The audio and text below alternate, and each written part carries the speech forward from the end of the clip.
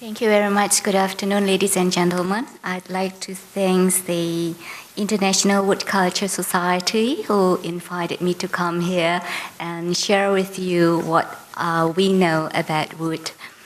Back in my work, I'm an internal auditor, but mostly in the management system, which, I do similar to what Mr. Kam Tan from Laos do in his work, right? Yeah. So we do researches on the effectiveness and the efficiency of work in the production area. But today I'm not going to talk about that. I'd like to talk about what the Indonesian believe as the best wood in the world. Yeah. So, in the market perspective, even today, we've been educated for centuries, Indonesian, that teak is the best wood. So everywhere we go, we have to see teak. If it is not teak, no, we say no, it's not good. Yeah, but so teak is very famous for furniture and mostly in the nautical environment because it is very resistant to rot. Yeah, and 70% of the market demand of teak still comes from Burma. Indonesia just about 10%. It's very little. Yeah, but Indonesia gives in the best teak in the world because of the geographical soil in East Java and Central Java. They gave very oily teak, a very shiny teak and golden color. Well, why teak is famous? Teak is famous because of its durability. Yeah, it has high content level of oil and the absorption of silica particles which makes teak resistant to rot and not easy to burn.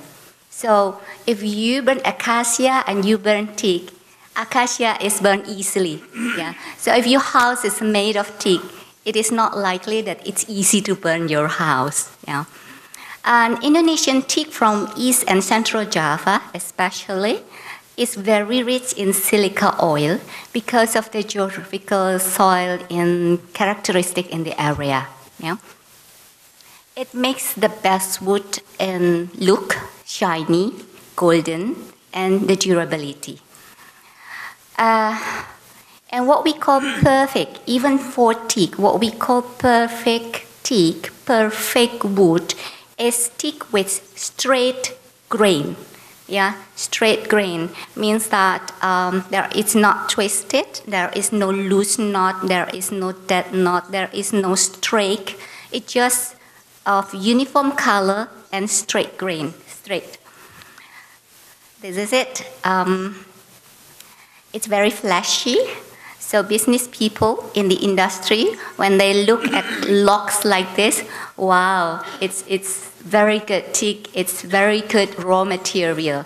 The problem with teak is that it takes 40 to 50 years to reach a diameter of 40 centimeters because 1 year means 1 centimeter in diameter. And the best harvest time is 40 years, which is 40 centimeters in diameter.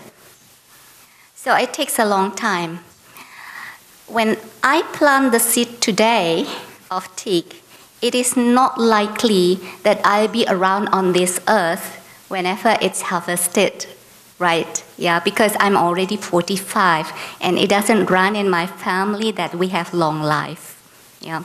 So 85 years of age, and I have to let somebody else harvest my teak. Yeah. Now, 40, 50 years is a long time. So researchers in India, in Burma, and also in Indonesia has found ways to reduce the harvesting time into some 15 to 20 years through cloning and vegetative propagation. Still, 20 years is very long, yeah, very long time, and it has to be managed so it will not endanger the environment. Yeah. Well, on the other side, beside teak, because we've been educated to always teak. Teak is the best wood. You have to choose teak. Yeah. But on the other side, Indonesia has about 27,500 species of flowered plants, and 4,000 of which are trees with hardwood, and only 10% of the 4,000, so only 400 species, are already known with economical value. 400. Yeah, out of the 27,500, we know only 400 species with economical value. Even with 400, the numbers is 400. Well, I can say I cannot mention more than the number in my fingers. Yeah, there is Meranti, Acacia, teak, Marlborough, ebony, which is prohibited to cut. Less than that. Yeah. So, economically or practically speaking, we do not really look at the types of wood, which is very, very various, which is very, very many. Yeah. Beside the 400, there are still very many, but we do not have the names, yeah, which come from the side street yard, from the people. So our people, they have yards, yeah, our local people. So houses in Indonesia, we have small house, and then we have very big yards, and in the yards we always plant trees. And sometimes the trees fall down because of the rain and everything. And then we just leave the trees, we just leave the wood because we do not know the name, we do not know what to do with the wood, because it is not good wood. Yeah. So this is what we usually do. This is teak, yeah, this is teak, really teak. And even with teak, there is a problem. Buyers usually want uniform color. Buyers usually want a straight grain. They don't want defects, what they call defect, which is loose knot, that knots and oily streak, which makes the teak resistant. We want the teak to be resistant, but we do not want the oily streak. Yeah. So for mass production like this, what we are challenged in Indonesia is how to make it efficient and productive. Back in my work, when I do researches like what Mr. Tan here is doing, the efficiency in the production area is about 20% of the capacity. You know what we are doing? We have what we call, the shop drawing. Yeah, we are in front of the machine, so the operators are in front of the machine working. They have piles of wood, which is bound with a plastic rope, and then suddenly they remember they have to cut the plastic rope, but we cannot find the cutter, so they have to go finding the cutter. Finding the cutter takes 15 minutes. Yeah, they come back. Finding the cutter, cut the rope, and then do the usual work. And after that, they say, oh, I forgot the shop drawing. So they try to find the shop drawing. Another 15 minutes is wasted to find the shop drawing.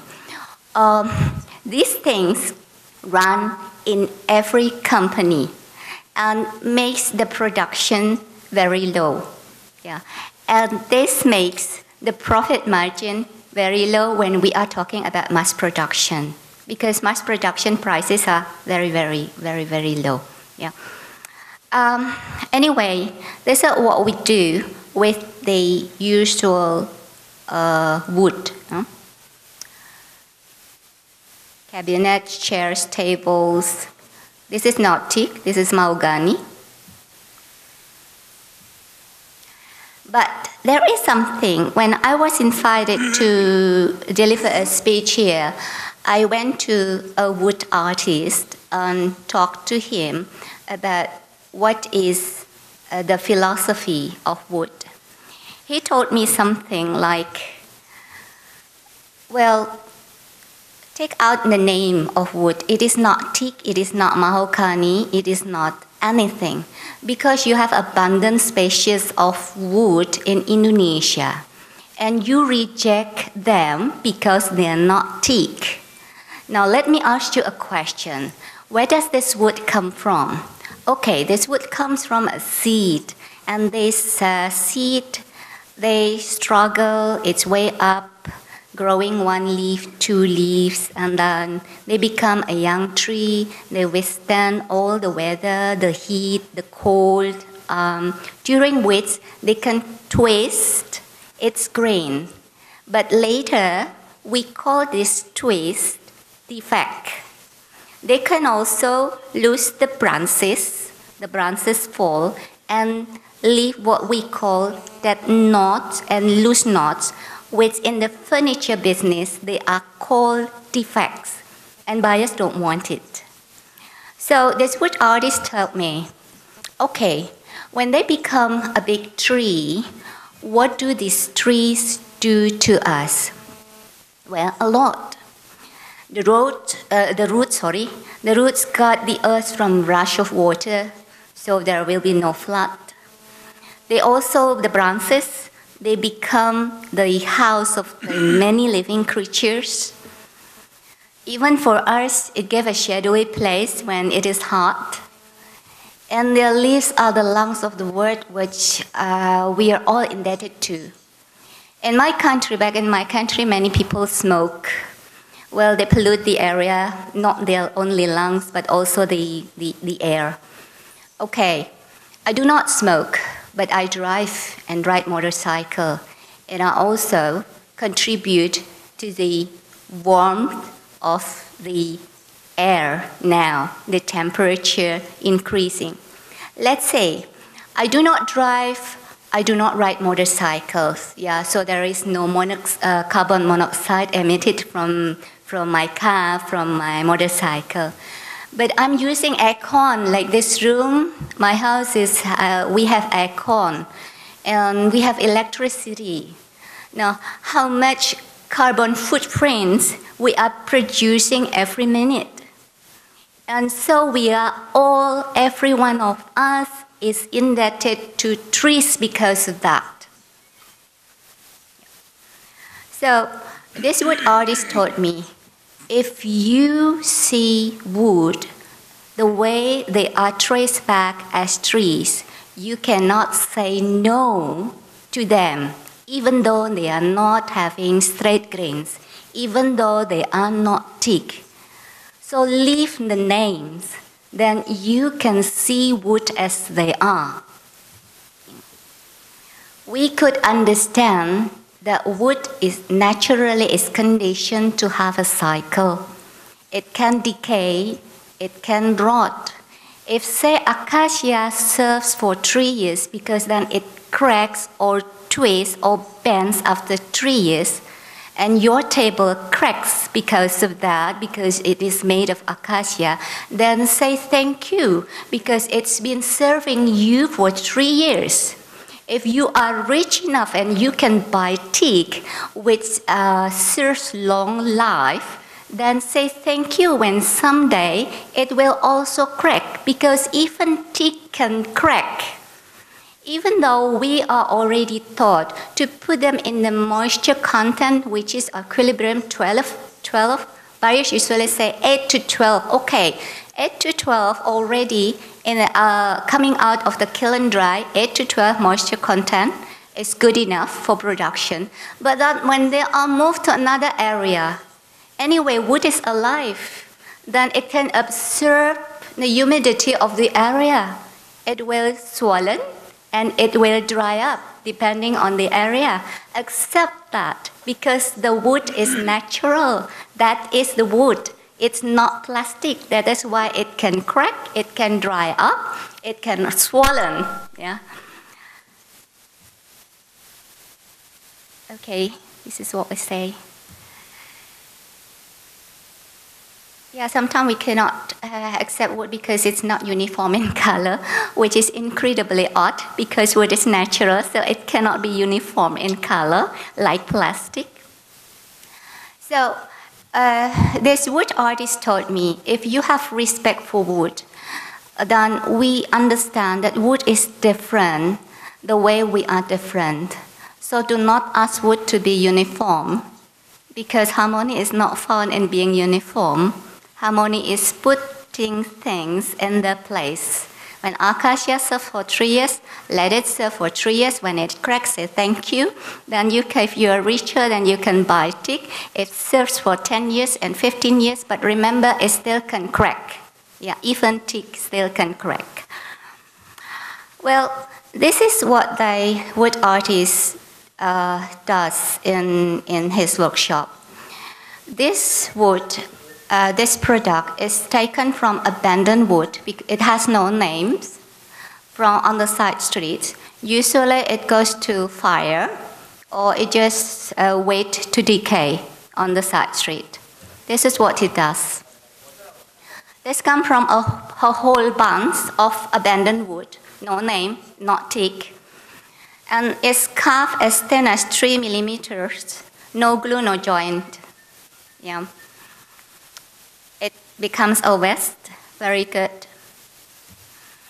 This comes from wood skin, beaten. What say in the hand of the master, who has devoted love of wood. It gives us a bizarre look. You can also wear it because there's a cover on the inside. So it's not itchy, not itchy. Defects, which buyers usually say, no, it gives beauty. It can come out and gives beauty whenever we really look at wood as it is. Yeah. It cracks, it discolor.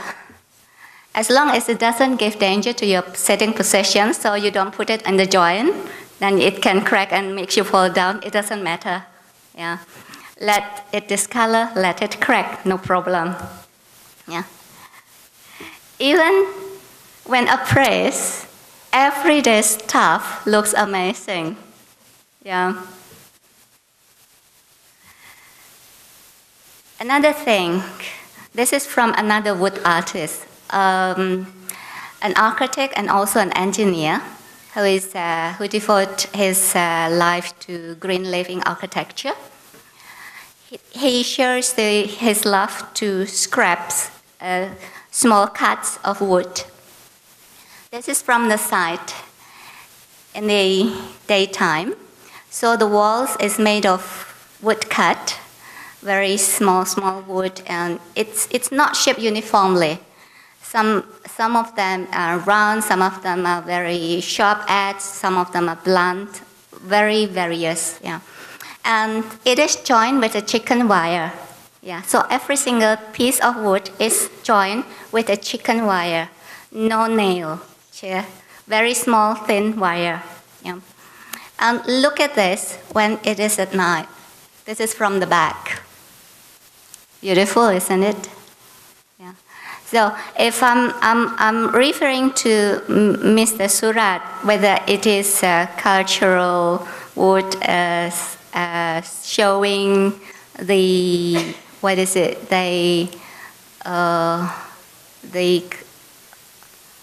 the level of the people, or this is showing the tribe.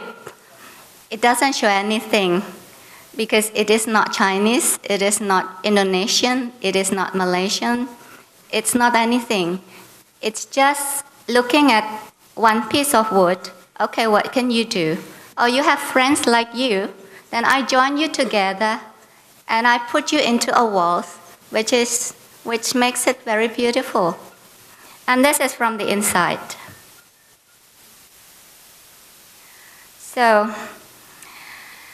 these people teach us, when you see wood the way they are, without giving names, without rejecting the defects, just look at them the way we live, then it is very possible we can respect trees as well, then we can respect our environment, and it is very probable that we do not need any certification at all later. Yeah, because we already have respect for trees, no need of certification in the word. Yeah, no need of, okay, you have FSC and everything. I agree there is FSC. Yeah, I agree there is SGS, TFT and everything, because it pushes us to be aware of our environment now. But if we educate ourselves to respect wood and tracing it back from the ancestors, which is the tree, we do not need the certification, because we have already respect the environment. Well, this is the message from the wood artist that I met before I come here. Thank you very much.